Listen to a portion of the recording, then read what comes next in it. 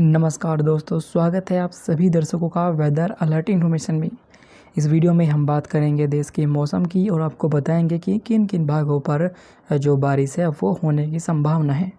इस समय दोस्तों आप देख सकते हैं कि देश के तमाम इलाकों से जो भी सिस्टम बने हुए थे वो अब या तो निष्प्रभावी हो चुके हैं या फिर वो आगे मूव कर गए हैं।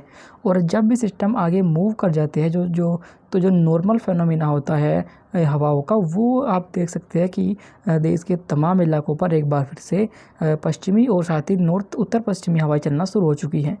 ये हवाएं आप देखें कि अफ़गानिस्तान की तरफ से इस तरीके से आ रही है। और चूँकि अफ़गानिस्तान और पाकिस्तान के जो इलाके आते हैं यहाँ पर ऑलरेडी जो टेम्परेचर है वो 40 डिग्री या फिर उससे ज़्यादा पहुँच चुका है। और इसी वजह से वहाँ से जो गर्मी लिए ये हवाएं उत्तर भारत की तरफ और हमारे देश की तरफ आएंगी, तो इन भागों के इलाकों के जो टेम्परेचर रहेंगे उनको भी बढ़ा देगी।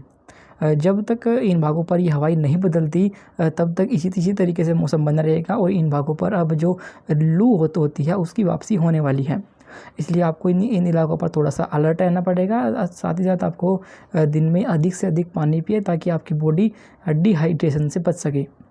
दक्षिण भारत के इलाकों की तरफ अगर हम जाए,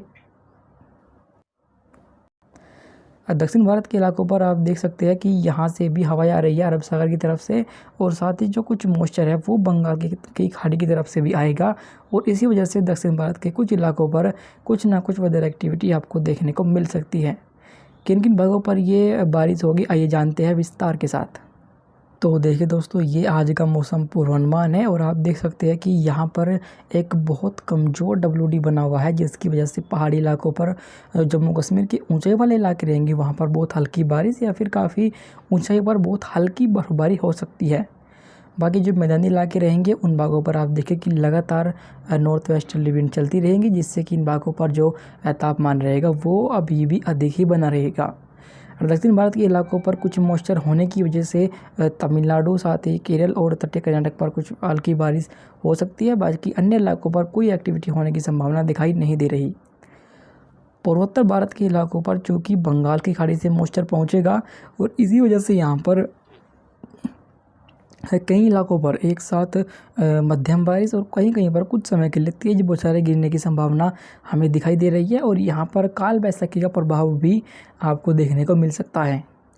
बाकी दोस्तों हम आपको बता दें कि जब तक कोई स्ट्रॉन्ग WD नहीं पहुँचता, साथ ही कुछ जो सर्कुलेशन होता है वे नहीं बनते हुए देश के इलाकों पर, तब तक जो मौसम बदलने की संभावना होती है वो बहुत ही कम रहेगी। ये आप देख सकते हैं कि कल देश के इलाकों पर कैसा मौसम रहेगा। कल भी अब हाल ऐसा ही मौसम बना रहेगा और कल सिर्फ जम्मू कश्मीर के इलाकों पर हल्की बारिश होगी। बाकी देश के अन्य इलाकों पर कोई एक्टिविटी होने की संभावना नहीं है। लगातार इन भागों पर मौसम बिल्कुल साफ बना रहेगा।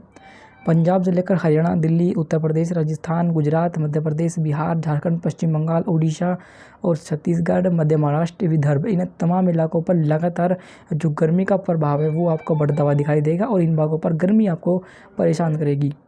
बाकी तटीय कर्नाटक और केरल के इलाकों पर हल्की बारिश हो सकती है। और वहीं जो हमारा पूर्वोत्तर भारत का इलाका आता है वहाँ पर भी आप देख सकते हैं कि इन भागों पर कल भी आपको कई स्थानों पर मध्यम बारिश और कहीं कहीं पर भारी बारिश होने की संभावना कल भी दिखाई दे रही है।